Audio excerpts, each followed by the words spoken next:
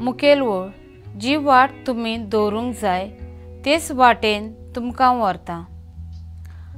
नियाला कादार आमच्या शेजाऱ्याक एका शेमाय आनी नातरां मोदें सदांच किजिलां जाताली। शेमाय आपल्या नातरांक केन्नाच आपले वयर जिखूंक दिनासली।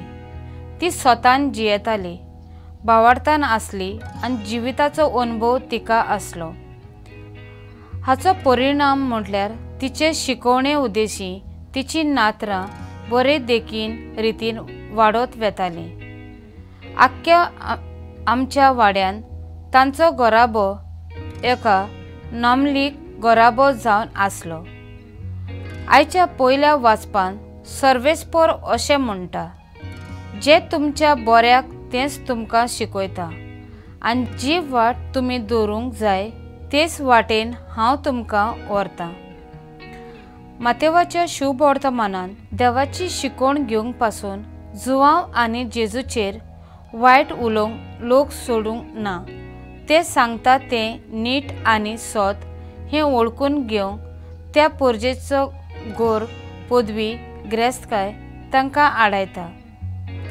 कितल्यो मिलाग्री देखल्यो तरूय तांचो विस्वास देवाचेर वाडोवन येना।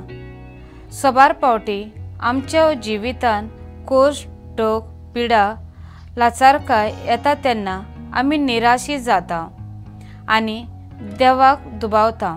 आमी कितलीं वायट जावं ओ सांडलेलीं आसूं, आमी कितलेंय ओस्कोत जावं, असल्या वेळार ह्या वायटांतल्यान देव आमची वाट सरळ कोत्ता। हें आमी पारखूंक विसरता। एकामेका पासत आमी मागुया। म्हजो थाराव पवित्र पुस्तक सदांच वाचून नियाळोवंक हांव भायर वावुरतलें।